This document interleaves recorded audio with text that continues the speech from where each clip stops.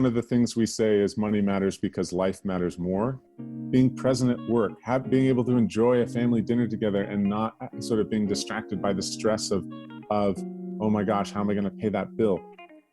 Taking care of our money concerns allows us to lead the good life. It allows us to be present with our spouse, with our kids. And so it's really about taking care of money so that the other things in life can be realized.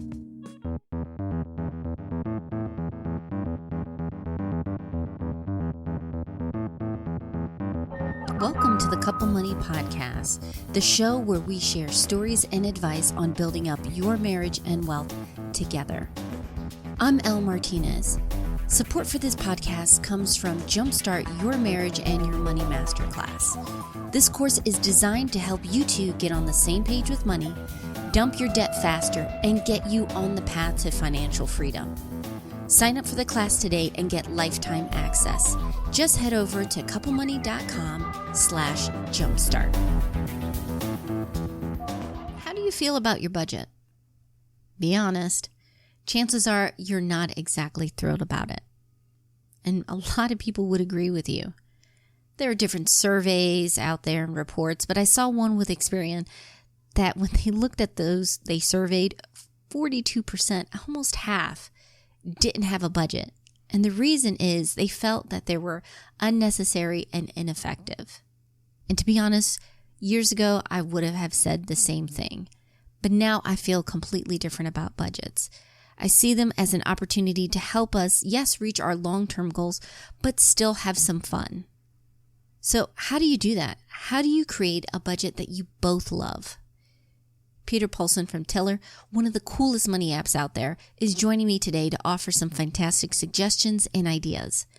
In this episode, we'll discuss how a budget can fit into your life and grow with you through your marriage and your family situations, how to fit your personal hobbies and some fun into your budget, and why there is no one-size-fits-all budget out there. I had a lot of fun talking with Peter, and we really jumped into it by talking about what a budget means to us.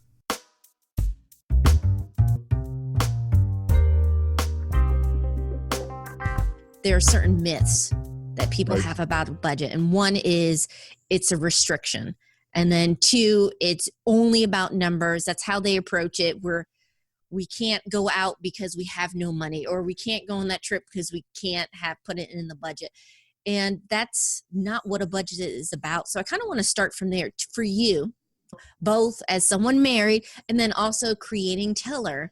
What do you see a budget as? Sure. Well, and I'll say that that's the founding of Tiller, honestly, was that my wife, Shannon, and I have been married for 10 years now. And we both were really good with our finances before we got married. And then we got married and the velocity of money just increases. And then we had our first son, and then we had our second son. And with each step, the velocity of money increases. And it was harder, frankly, for us. Like, we were very competent individually, but then married with kids, and we were searching for a better tool. And that's actually what led to Tiller. So I feel it's such a common issue with every couple out there. And it's a really important one. Yeah, definitely. So you guys were pretty good with money coming in. What were those conversations like when you were creating your first joint budget or working together on the finances? What were points that were easy to change and adjust, and what were some kind of tricky points for you guys? Sure. So I'll tell you that one theme for us, and I see, again, this is pretty universal. So if you asked us, okay, Peter and Shannon, how much do you make? We could say, okay, yeah, we work here and we make this much, and this is our income. And then if you asked us, how much do you spend? Now, that question would be a little challenging to answer individually. It's very challenging to answer as a couple, because it's like, well, I don't know. It seems like for everything we make, we spend twice as much. Like, where is it all going? And so I feel like most couples out there can put their finger on very precisely, here's what we make. Here's what my spouse makes if they work, and here's what I make if I work, and here's what we make as a couple. And it's so hard to say where you spend. And so that's, I think, at the core of working together, is coming together on what are we actually spending and trying to grapple with that. Gotcha. So you're juggling so many different goals. There's this idea of, yes, we want to do it all, but the reality is we kind of have to focus our attention on one or two few goals. For you, do you remember the initial goals you guys had together as a couple? Sure. So it's varied through sort of different phases of our marriage. Initially, my wife was working at Microsoft and wanted to leave to be a full-time writer. And so around the time we were having kids, so she was sort of redefining that phase of her career with young kids. And that required us to sharpen pencils. And then more recently, now as our kids have gotten a bit older, she's enjoyed going back to work. That's a really fulfilling side of her, and has built some speaking around her writing that complements that. And so for us right now, our goal is we are planning for our next house. Great. So how do you guys manage your money? Like, how do you guys talk about what goes in the budget? What has to get tweaked? Is it like a weekly thing, a monthly? Is it kind of formal? I know every couple's kind of different with their approach. Sure. So for us, we are monthly, we're having a good conversation, and we're also often talking about it weekly in more of a side conversation. But I'll tell you, those conversations become much, much easier. One of the things you've alluded to before, which I completely agree with, but in every relationship, there's typically an accountant and there's the non-accountant. Now, like, it's ironic, like I'm the accountant. That's not ironic because like Tiller's my work. But what is ironic is my wife, she worked in finance before we got married. So she could just as easily be the accountant. But in most relationships, you divide and conquer stuff. So either of us could do it. I'm the accountant in this role. And we see that again and again with relationships. And what is typically the case is the person who is the accountant, who's paying the bills and making sure there's money, is in the loop, and the other spouse is out of the loop, which can result in two outcomes. One is they spend with reckless abandon because they don't see it.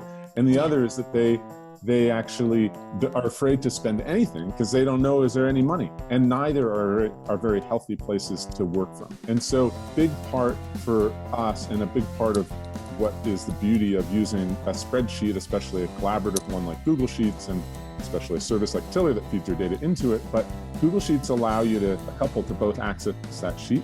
And so a really good practice that has worked well for us, and also we see working well for others, is we share bank accounts. Couples don't have to. There's different approaches, but for us, we've just decided we're all in on this marriage. There's no exit clauses, so part of us in how we want to do that is, in being all in, is have shared accounts. But again, there are many ways to skin that cat. And so we can both go in and categorize transactions. I'm typically the one that's going to build the reports and sort of make sure everything gets settled. But a simple act of both of us being able to go into that Google Sheet and categorize transactions is incredible in what it does for building awareness, because you've talked about mindless spending, and you recently talked about Amazon and mindless spending. So many things out there, we swipe, we click, and we spend without really registering what's happened. And the brief amount of time to look at the transactions that actually come through the bank is a really valuable place to stop and take a breath and say, okay, this is actually the money that's coming out. Let's put a category behind it, and we can start to visualize the money that's going through. And so that process is at the core for us, and I think it's a really valuable process, because otherwise so much spending happens without really thinking. Yes, that's so true. And that's actually something I like about Teller. You can adjust it more frequently, and it's right there. I mean, and it's customizable, which I think is great. And, one of the things in budgeting, I think for any couple that's starting this process, so sort of think back to your wedding vows, right? And so like for us, ours, and I think others are probably similar, but it's based around love, to have and to hold, for better, for worse, for rich or for poor, in sickness and in health. There's actually money as part of the wedding vows. Like most people have it for richer or for poorer. It's like you love each other no matter what's happening. And so it's also one of the things that's so hard is people come with different attitudes and backgrounds around money. And I will say, even for us, it's taken us years to have those conversations and get to the point where it's not judgmental. And one of the things that is amazing about the simple act of sitting down and looking at what we've spent is you don't actually need to be judgmental, because I love watches. So occasionally, I will go and buy a new watch. And you don't actually, Shannon doesn't need to tell me, wow, you're spending a lot on watches. Like, the data is there. I can beat myself up in my own head and have that conversation. He doesn't need to have it with me. All we're doing is we're just looking at the facts. And so what you can move to, and it's like, what I think is so important is to people avoid those conversations because they often can be antagonistic. And I loved Andy Heal when you talked with him recently. He was talking about how they scheduled a date night around looking at their money and making it fun. And I think that's a big part of it. And also just saying, look, our goal here is, I think there's three elements of sort of a good process. One is, what is that overriding goal? For us, we're planning towards our next house. Like our kids are a really important goal, but that doesn't require a financial commitment from us right now at this stage. We both love our work. We're not looking to leave our work. So for us, it's that next house. That's our big goal. So we have the goal. We have a tool. For us, it's the spreadsheet. And we have you then build your muscle. Step 3 is you build your muscle around talking around that money. And I'm a big believer that if you simply are looking at the data that's coming through, categorizing it and seeing what's happened, there's no judgment required, because over time, your spending will align with your values, and it's going to generate really good conversations. It's like, hey, look, this month we actually stepped backwards rather than forwards in our progress towards our goal. Okay, like, we're simply being aware of that fact means that without even beating ourselves up, let alone the other, just then it actually dramatically improves the chance that next month we're going to make progress towards it because we're aware. And so when we're thinking about where we're going to go for our date night, it's like, well, we could go to that fancy restaurant, or we could go to that cheap one. And all of a sudden, like, we're both aligned because we're like, yeah, last month we ran hot. This month, let's not. So the simple, like, the awareness is so important, and trying to do it without the judgment. So. Yeah, I completely agree. And I think that's an important point, because some couples also avoid, because they think if we kind of go and walk on eggshells, we won't start a fight. But that is actually setting yourself up for bigger issues down the line when you are trying to save up for a house, and maybe you want to start a business or, start a family. You haven't developed that muscle, as you mentioned. And I also like, even if couples decide, we're going to keep some separate or all of it separate until we decide otherwise, with a spreadsheet or as a couple, we can still plan out together. You can still be on the same page, no secret accounts, and spreadsheets make it easy. Because I don't know about you, Peter, but sometimes I'm busy. So if something's already set up for me, on paper, if my husband can log in and see the accounts, or if he forgets, it's been set up. It's like not one and done, but at least the hard part is done. And when life gets busy, and it does, you can still check in, and it doesn't feel like you're reinventing the wheel every month with your budget. It's okay, here are the accounts. Where are we going? That's right. To underscore a couple of those points, I think it's great if couples have different accounts too. You have to just do what suits you. We have some great blog content on how couples can have their own accounts and then have their shared accounts in that tiller sheet, and that can work really well. So the other thing I would say is, even the mere act of budgeting isn't necessarily a requirement. Like, you were talking recently with Mike and Mihaila, and they aren't budgeters. They track their net worth, but for them, like, looking at that net worth every month helps them see, are we making forward or backwards progress?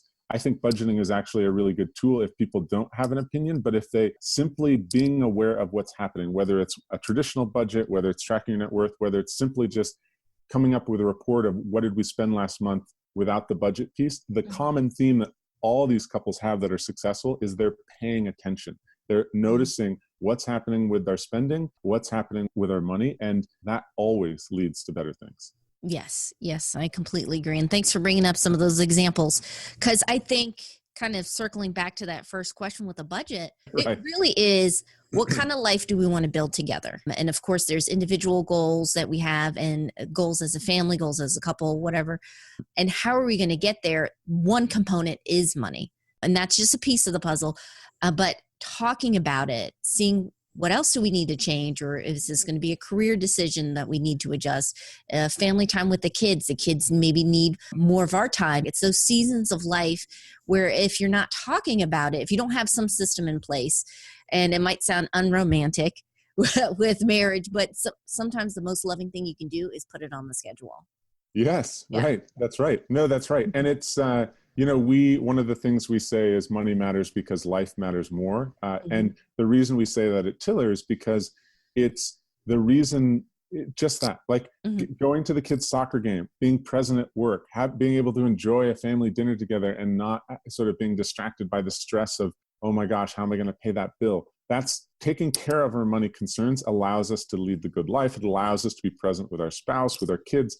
And so it's really about taking care of money so that the other things in life can be realized.